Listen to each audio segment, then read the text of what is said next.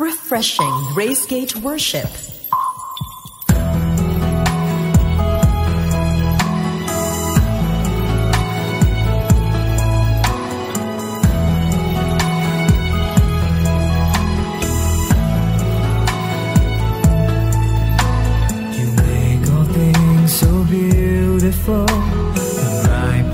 Alright, ngayong hapong ito ay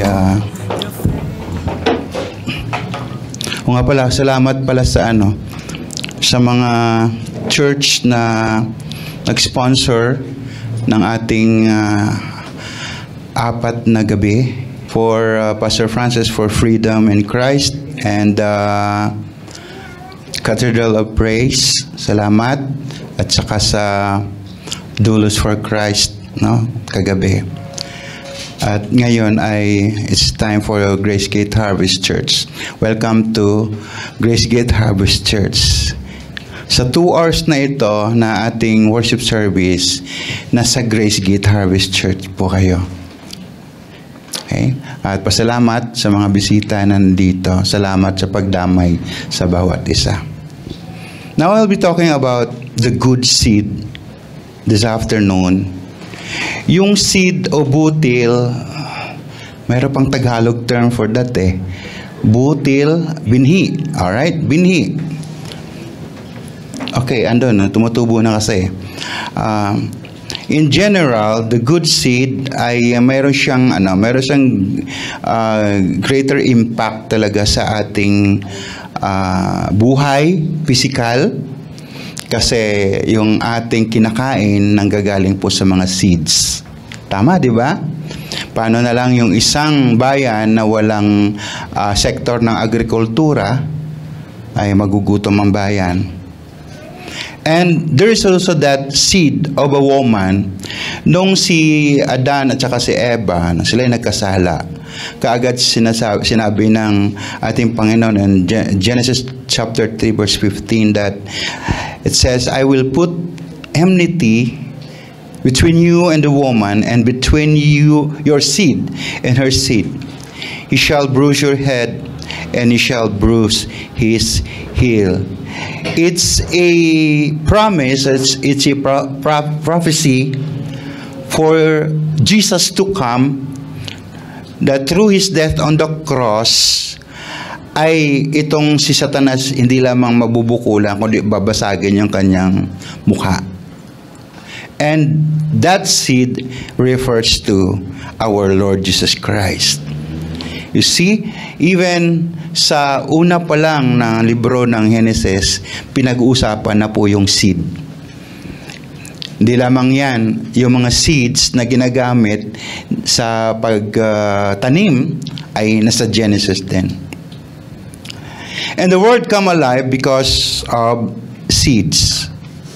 And then there's this kind of seed in Luke 17:6 that says, if you have faith as small as mustard seed, you can say to this mulberry tree, be uprooted and planted in the sea, and it will obey you.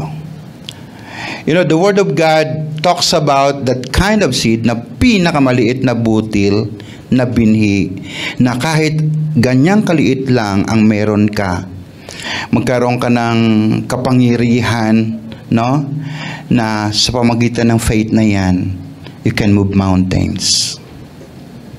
Sino bang gusto na magkaroon ng ganyan? That little faith, small as mustard seed, you can move mountains.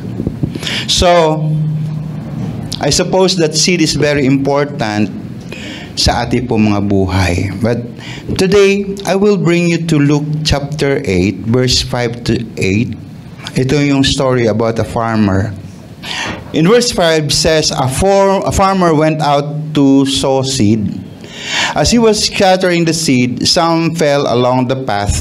It was trampled on, and the birds of the air ate it up. Some fell on rock, and when it came up, the plants withered because they had no moisture. Other seed fell among the thorns, which grew up with it and choked by the plants. Still other seed fell on the good soil. It came up and yielded a crop 100 times more than was sown. When he said this, he called out, "He who has ears to hear, let him hear."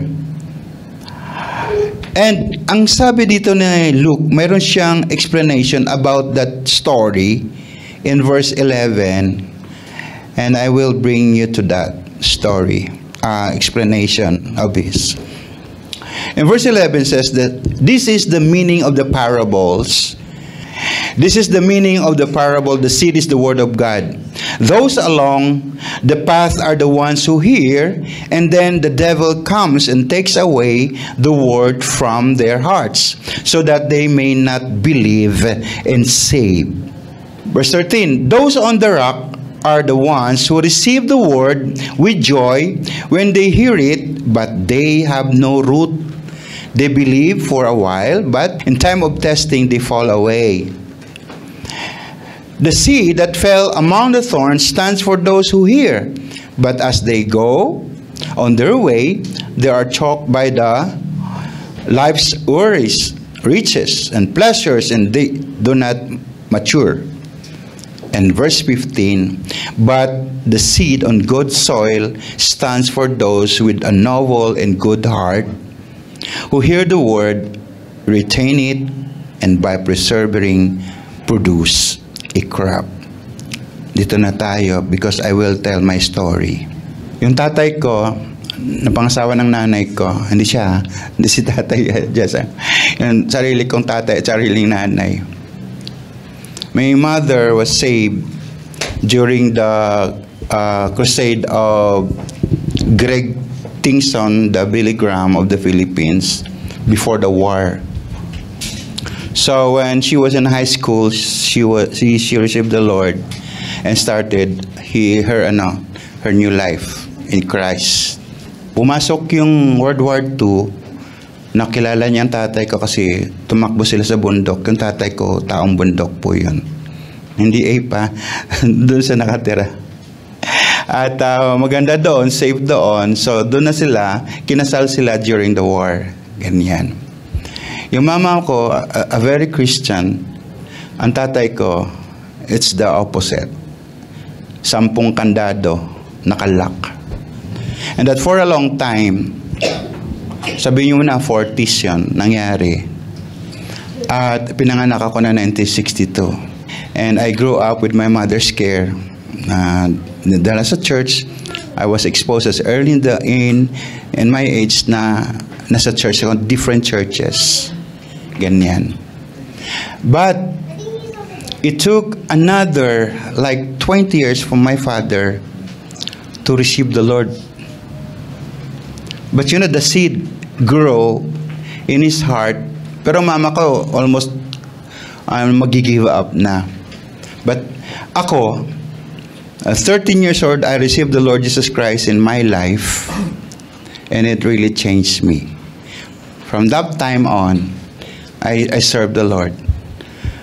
Na parang tumakbo yung mga 4 na taon during my high school days. Parang namimiss ako ng tatay ko.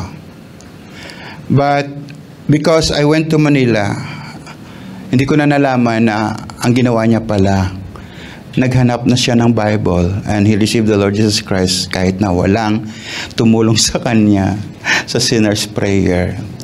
And hindi inabot ng mga ilang buwan, he died praising the Lord. He was really, literally praising the Lord. So ako naman, nasa Manila, umuwi ako, hindi ko alam. I was the last person to go home.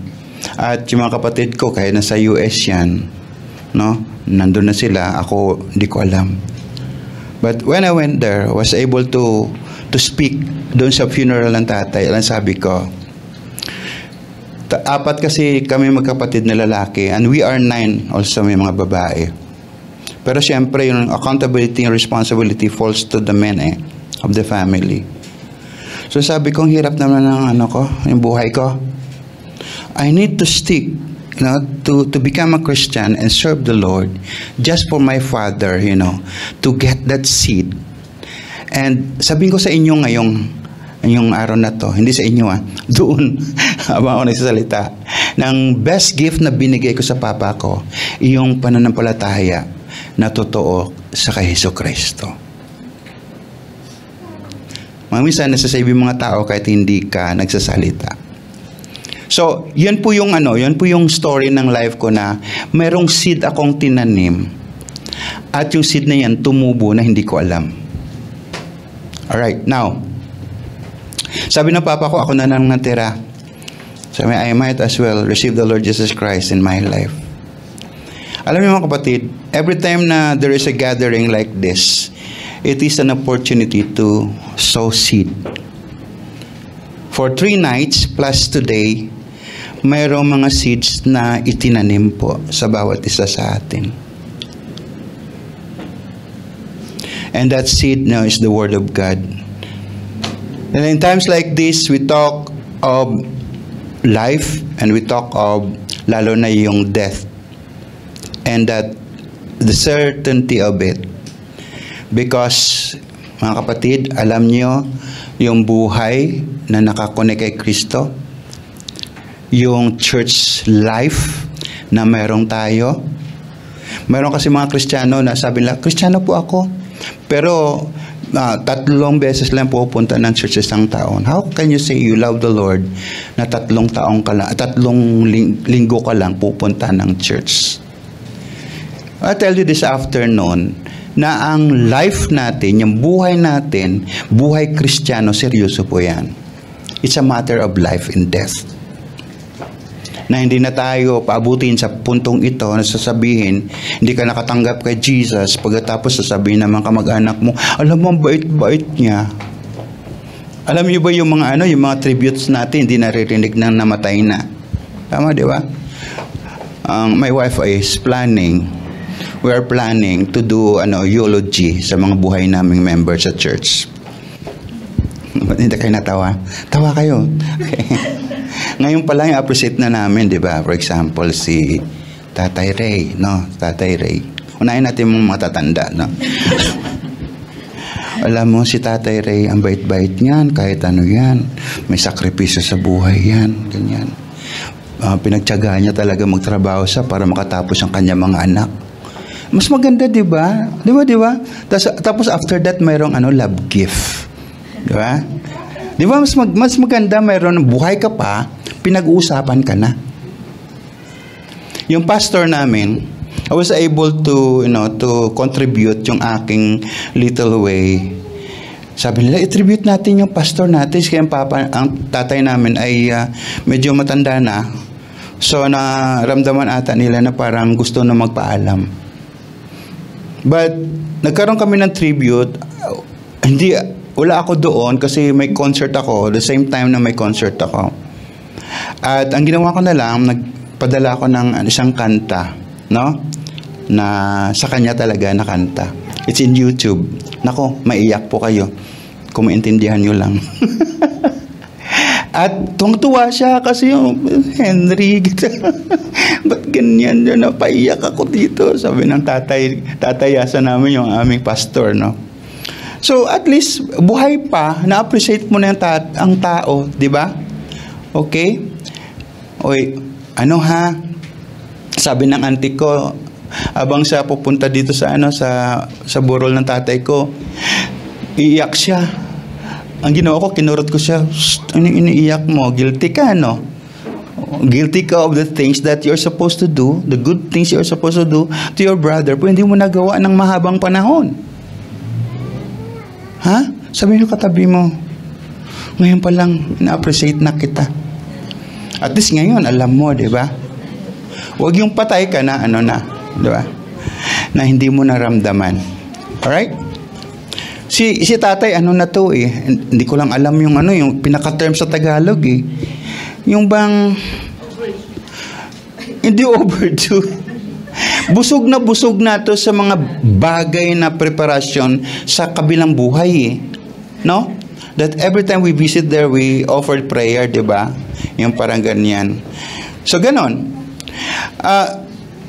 Ang kamatayan makes us realize that life is too short para i-mess natin that we spend it sa mga bagay na walang kabuluhan.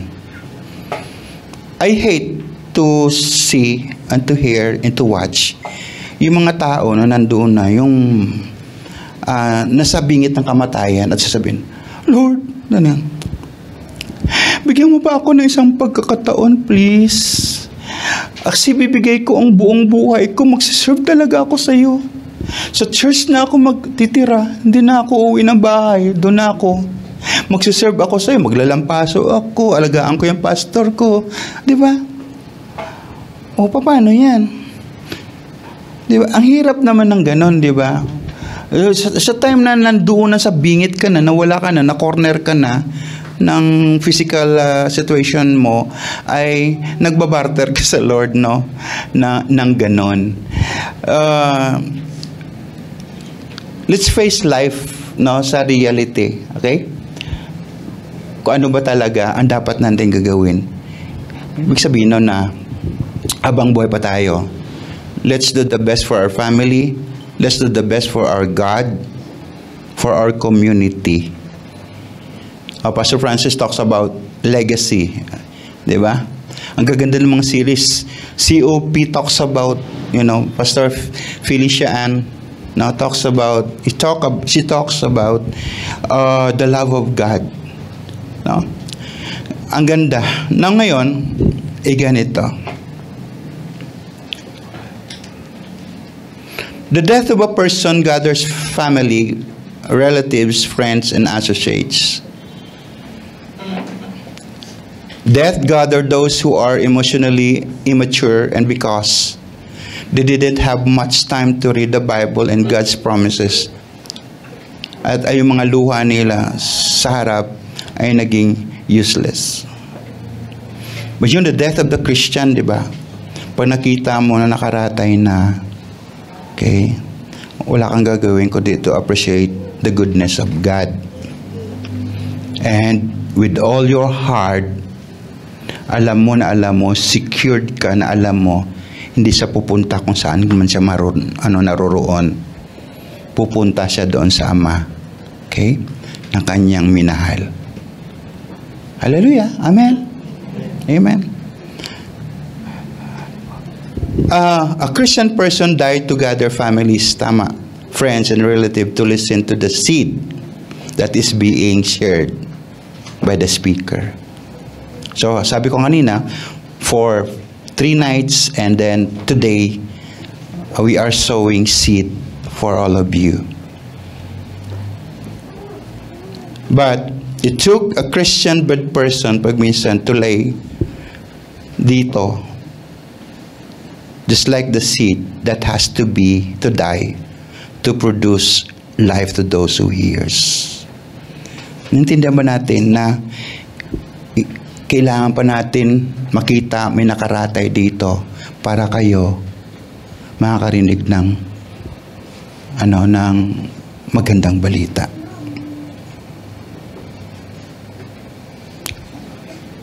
Sabi ng John 12:24, it says, I tell you the truth, unless a kernel of wheat is planted in the soil and dies, it remains alone, but it is death will produce many kernels, new kernels, and plentiful harvest of new lives.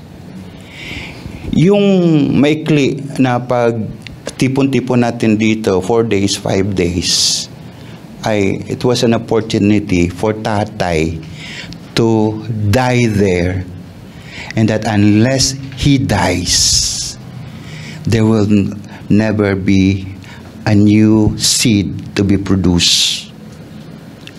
Pero dahil namatay siya at nakarinig ang bawat isa sa atin ng magandang balita, okay, he has to die for us to live a new life. Di ba kaganda? Kaganda, di ba? Yan yung pinag-usapan na yung blessed, yung death ng isang Kristiyano sa harapan ng Diyos. Because even in His death, in our death, we still produce new fruits. At sana, ay ganito yung mangyayari sa mga fruits natin. Yung seed na yan, ang seed ni Abraham, no? Pag tingnan natin yung Galatians 3:16, the promises were spoken to Abraham and to his seed. A singular seed, nag-iisa lang. Ang ibig sabihin nun ng Galatian, that seed is Jesus Christ. That seed that we receive, now every night, we raise our hands and say, Lord, come into my heart, Lord Jesus. There is room in my heart for you. And I accept you as my Lord and Savior and my Master. Ang seed na yan, kung ikaw talaga totoo na nanalangin ng ganyan, magugulat ka na lang, no? May tutubo at tutubo na seed sa'yo. And you begin to live a new life. And you begin, tag dito, makita mo, ma-observe mo na naiiba na yung kilos mo. Naging mapagmahal ka sa Panginoon. And naghahanap ka na ng presensya ng Lord. Amen ba ba? And another thing is that, sabi ng Luke 8:11 and 15, mayroon ditong explanation kanina si Lucas, pero pag-usapan pa natin before I end. Luke 8:11 to 15. This is the meaning of the parable. The seed is the word of God. No? Ang nangyari dito sa 12, those along the path are those who hear, and then the devil comes and takes away the word from their hearts so that they may not believe and be saved. Ibig sabihin nung pinaubaya sa demonyo, natanggalin sa isip at sa puso nila yung seed na yan. And then verse 13, those on the rock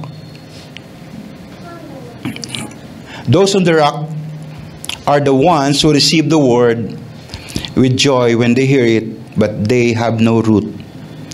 They believe for a while, but in the time of testing, they fall away. Parang naging magaling lang sa the first 30 minutes yung ating pakikinig with a positive response. We say, oh yeah, hallelujah, hey, amen.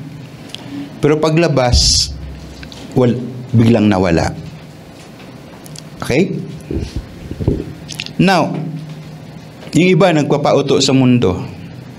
And verse 14, the seed that fell among thorns stands for those who hear. But as they go on their way, they are choked by life's worries, riches, and pleasure, and they do not mature. Alam niyo ba yung ito, yung mga life pleasure sa mundong ito, masarap lang sa pansamantala. Pero wala siyang kinalaman sa buhay na walang hanggan. Wala siyang kinalaman sa eternity. So, dahil nararanasan natin, masarap, di ba? Parang tulad ng ice cream. Dahil naranasan natin, akala natin that's the real thing. Pero hindi natin na-prepare ang ating mga sarili for the most important, no, na aspeto sa buhay natin.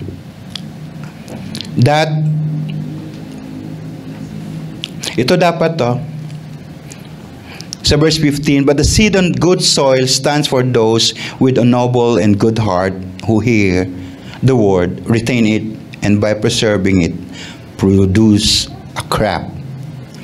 Nakinig, tinangga sa puso, nag-isip ng pagbabago, nanatili, pinaniniwalaan ang salita ng Diyos at lumago sa kanyang bagong pananampalataya kay Kristo at patuloy na nagbahagi ng parehong butil para sa kaligtasan din ng ibang mga tao. So this afternoon, you go home after natin mailibing si tatay, no? Magsiuwian na po tayo and we go on with our normal life.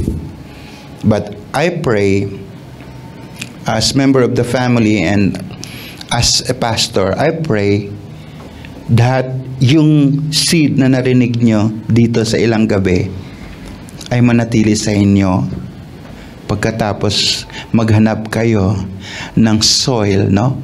Para kayo ay lumago pa at lumago. There are many churches around the Philippines that really offers that kind of seed for you to grow and mature. And pasalamat tayo sa ating Panginoon sa buhay ni Tatay. Dahil sa Kanya, we were able to know and accept the Lord sa ating mga buhay. And yun, kahit patay na siya, hindi pa rin siya tumitigil sa pag-impart sa atin ng spiritual blessing. Mga kapatid, as I end, baka mamaya, this is the last message that you will hear from me. Kung ano mang circumstansya na darating sa mundo natin, hindi natin alam. But I pray this afternoon that the seed will really find a special place in your heart. Accept Jesus in your life. He will change your world. He will change your life. Can I pray? I will pray for you. And then after that, dito na natin i-commit si Tatay. Kasi mamaya at 6 o'clock, pag dinala natin doon, we'll just be having the last viewing. So dito na natin siya i-commit. So let's all stand up.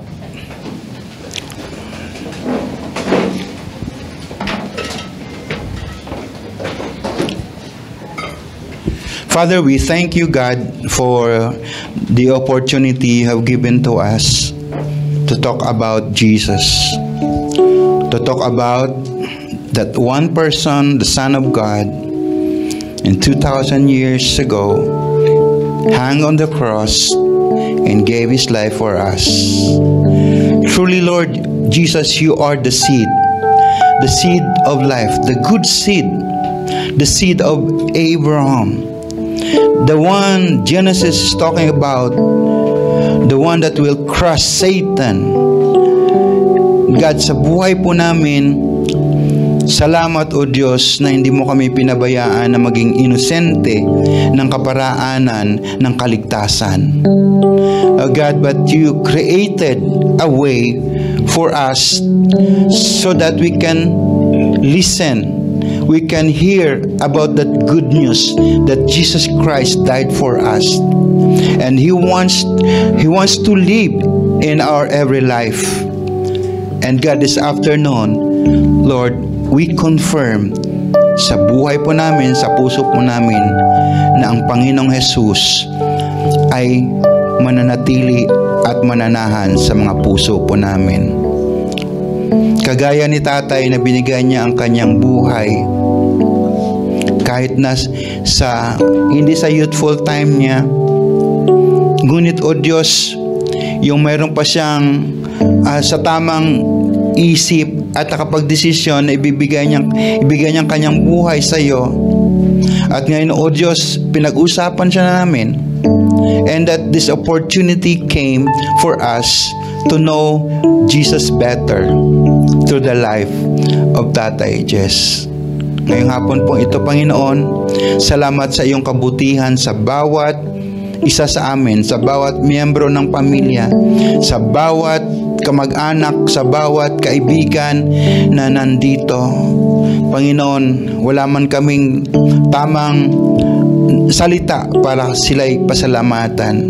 Ngunit o Diyos, ngayong hapong ito, kami buong puso, Panginoon, ay natutuwa dahil we were able to convert this time of sorrows, this time of mourning, into jumping, that souls are being saved in the kingdom.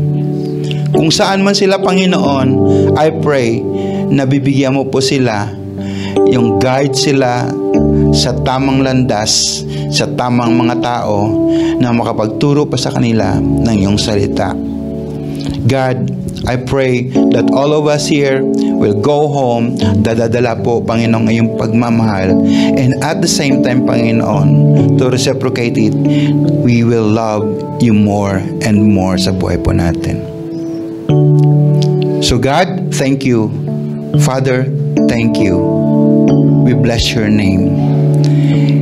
And may the seed that is in you will grow and mature and will result to worshiping and loving Jesus. This is our prayer in Jesus' name. Amen. Refreshing Grace Gate Worship.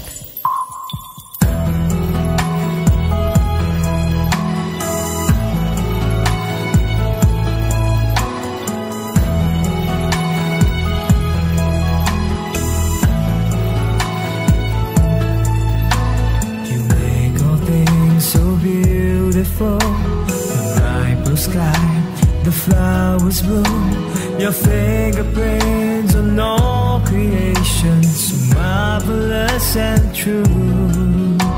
You're faithful and compassionate, slow to anger, rich in love. You paid the price so I can stand to worship you alone. I want to hear your voice again, gently calling out my name. Like the rainbow that comes after rain, shows a covenant you've made. Jesus, my all, my Lord and King, I give my life, my everything. You're the treasure that my heart will seek. You're the reason that I live. Jesus, my all, you make everything beautiful in His timing. You're the one who makes my life complete. Let me be an offering. You make all things so beautiful, the bright blue sky, the flowers bloom, your fingerprints on all creation, so marvelous and true.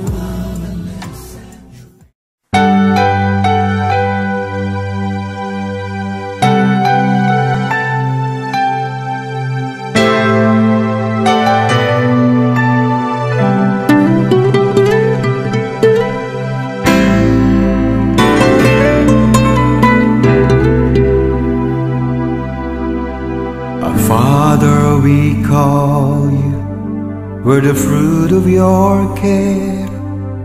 From Bethel we came, outgrown by your prayers.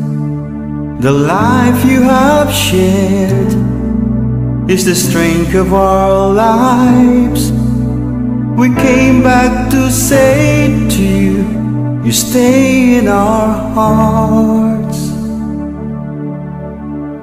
A Father so dear, so patient and kind, you dealt us with love and a smile in our faults. You dared us to grow in the fear of our God. See us now as your children in the service of our King.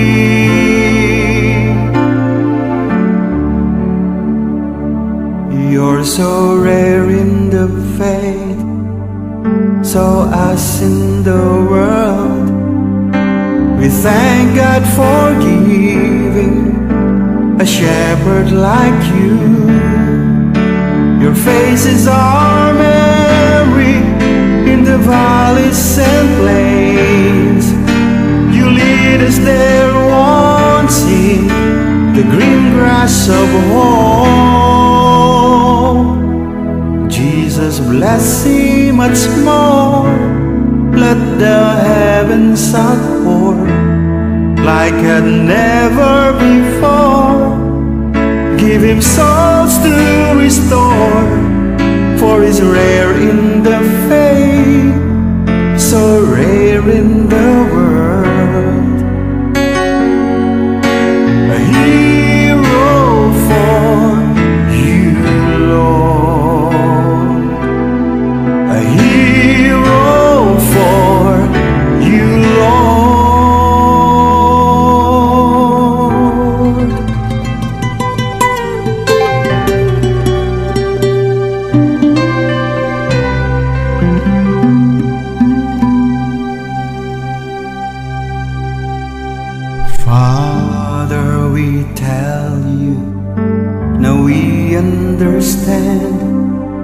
how you taught us and reared in the chill of the night. Your call became ours as time passed by. Yesterday is today, your victory we see. Whatever we do, wherever we go, to any part of the world, you're our backpack of gold. Behind the church choir of your secret unfold, where knees brought you tears of all for us to be born.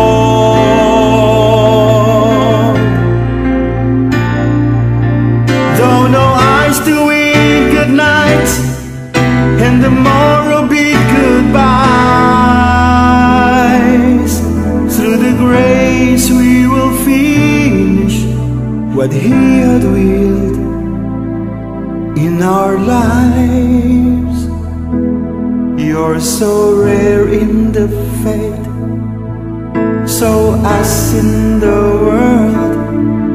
We thank God for giving a shepherd like you. Your face is our memory in the valleys and plains.